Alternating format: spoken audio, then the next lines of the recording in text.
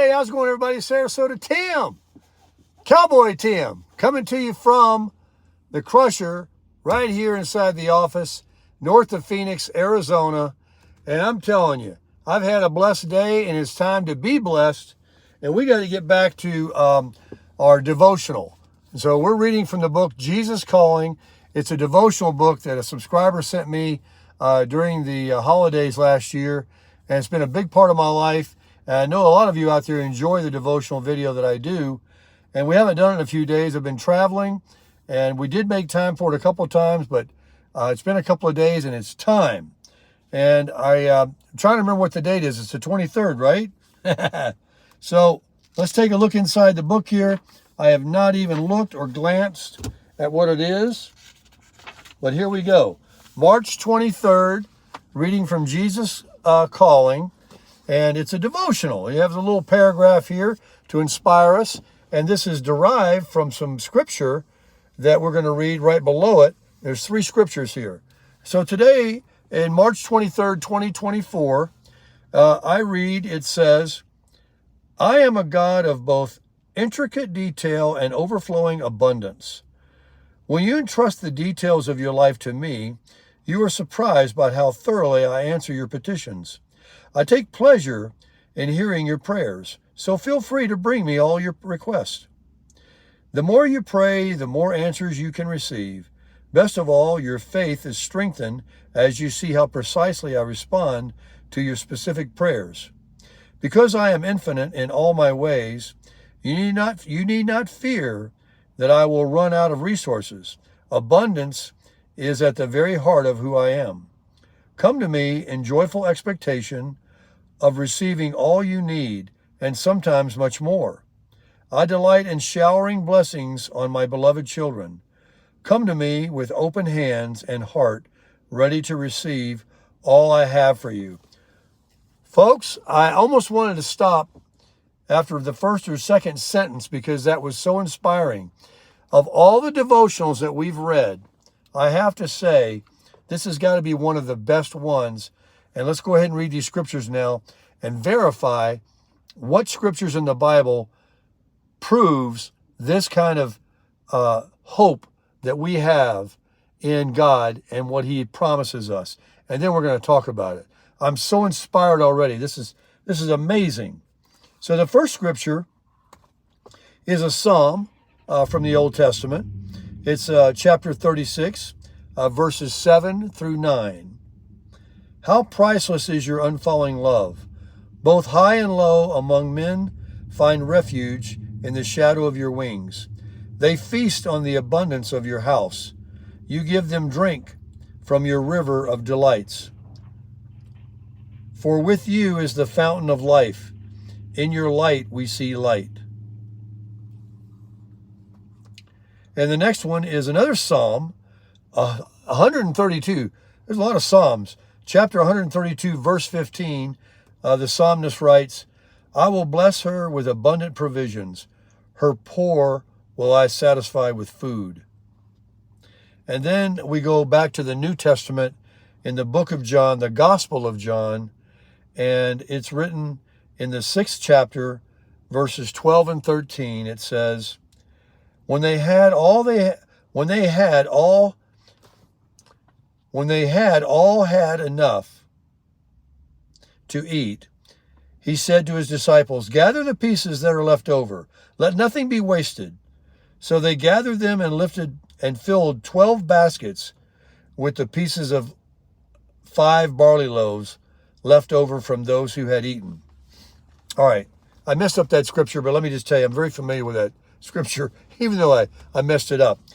When Jesus fed the 5,000, another miracle that Jesus did when he walked the earth, he told the disciples, all these people were following him, and they said, well, tell these people to go home. The disciples told Jesus, says, command them to leave and go home, because how are we going to feed them? It's getting time. They're going to be hungry. What can we do? And he said, how many loaves do you have of fish or bread? And they said that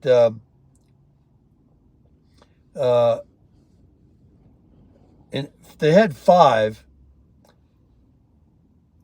pieces of 5 barley loaves left over from those who had eaten. Well, I forget how many they had. They talked about like not having near enough, right, to feed 5,000. They said, break it and start feeding them. And somehow magically, it never ended. And it just fed 5,000 people. Now, this is the part of the Bible and being a believer that you have to have faith. Now, I believe that story without even doubting it, that God did that. I believe that he rose from the dead. I believe he turned water into wine. I believe that he did everything, parted the seas for Moses.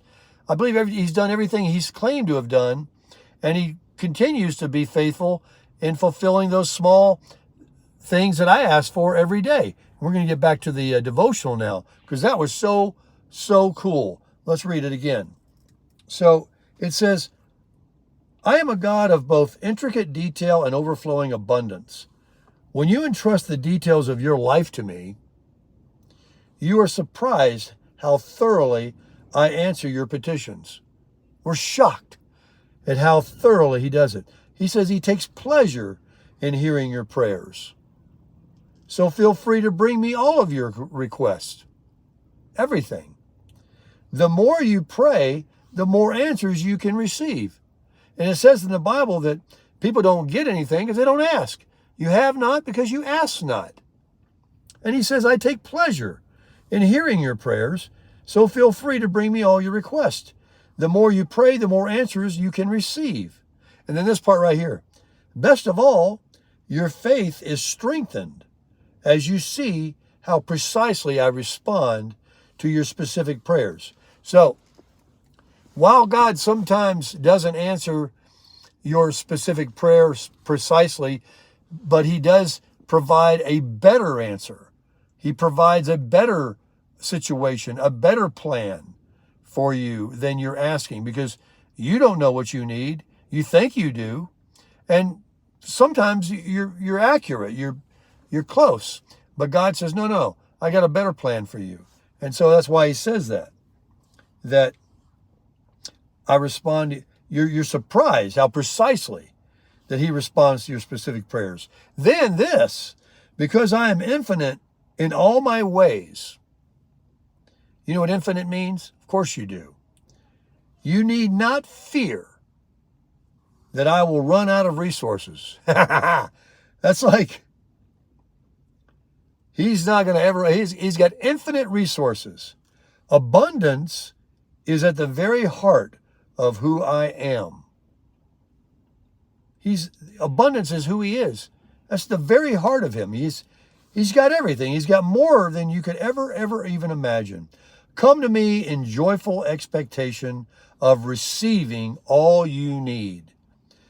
Come to me, he says, happy, with expectation that you'll be receiving everything you need. Not $1 million, not that you can spoil yourself on something that you don't need, something that will bring you more harm than good, but your daily needs, and that's really all anybody needs, is their daily needs. Food in your belly, reliable transportation, and a roof over your head. You're a rich person. And health. In fact, I'd rather live under a bridge and be a healthy guy than be in a mansion horizontal on a bed that can't get out. So it's all in your perspective. Abundance is at the very heart of who I am.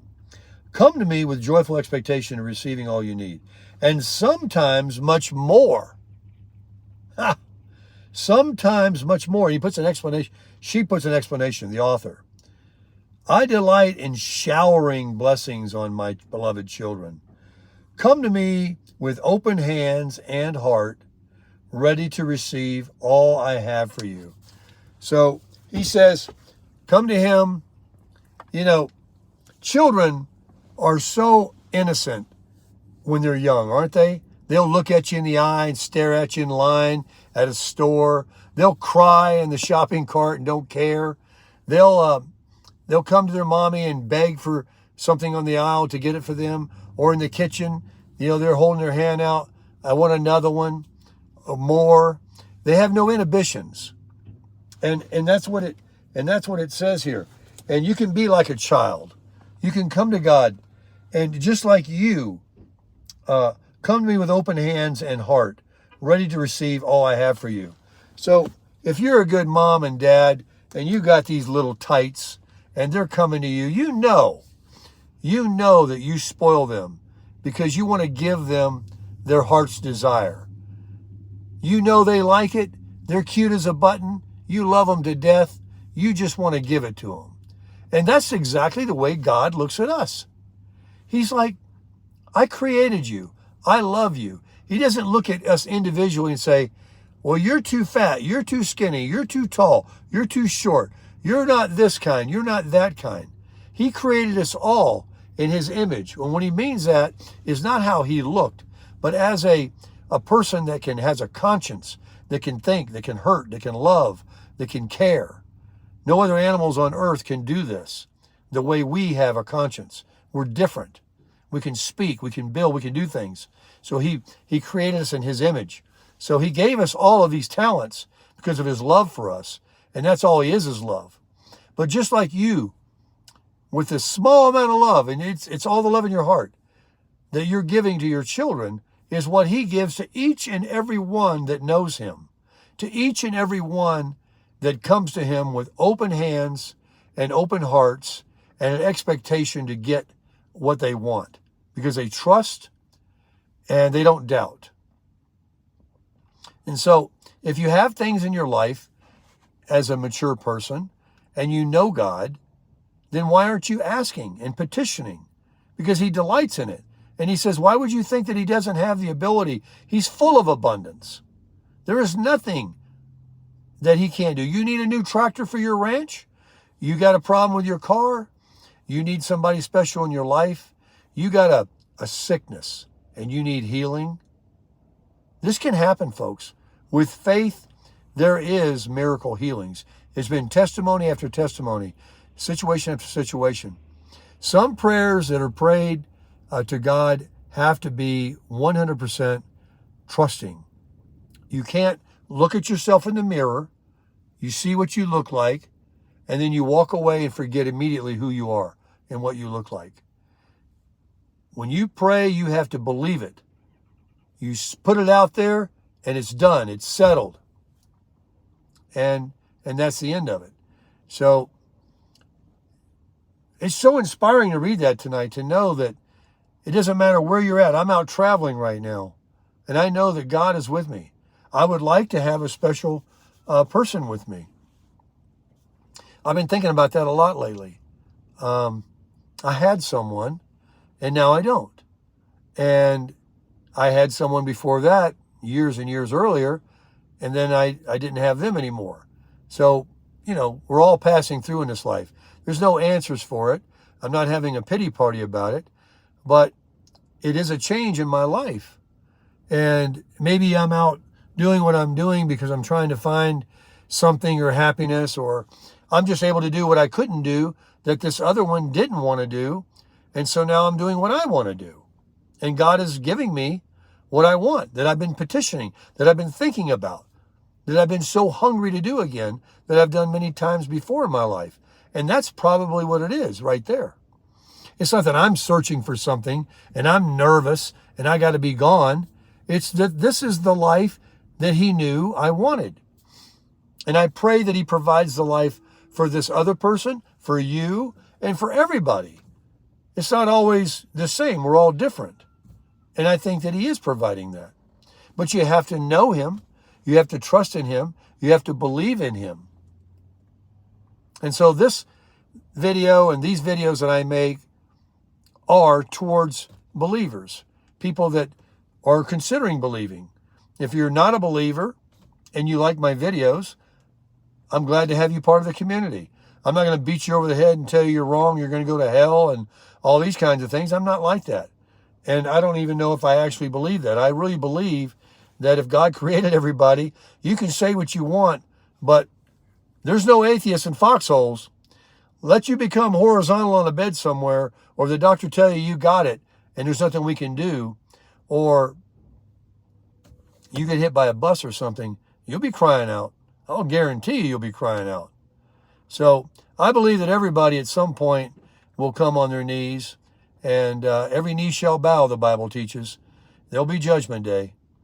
Even for those that don't care for me, that I hear about all the time out there in the YouTube world. But that's all right. There's a lot of people that don't care for me. There's a lot of people that don't care for you. And there's a lot of people that don't care for them. But that's nor here or there. This video and this message is to encourage every single person that's doubting for a second. You are a believer. You know God. You believe in God. You're a Christian person. You want to be a Christian person. You don't know God that well. You'd like to know him more. You'd like to have these promises. You'd like to wow, that's all I got to do? Well, that's not all you have to do. You don't just simply pray and you get all these blessings. You have to live a good life. You have to be kind towards others. You have to be what God asks you to be. Treat others like you want to be treated. To do unto others as you want them to do unto you. The golden rule. It's really simple. And then to believe on him that he is God, that Jesus is God, that he rose from the dead after they crucified him on a cross, nailed him, spat on him, ridiculed him, mocked and scoffed him like nobody's been mocked and scoffed and hated on before. And he forgave them all and said, Father, forgive them, for they know not what they do in their ignorance. And we're all ignorant. I didn't even know how to fix my battery the other day. I'm ignorant about a lot of stuff. Now, I'm being facetious, but I'm just saying. You have to be like a child. It talks about that in the Bible. God says, until you come to me childlike, trusting in me childlike. You know how your child trusts in you? With complete faith, without any doubt. If you take and start walking across the street with your child's hand, your child doesn't say, no, I don't trust you. That doesn't seem safe. That child follows you. And this is how you have to be. You have to be childlike in your faith. So folks, on that note, let's just remember the simple golden rule. Treat others like we want to be treated.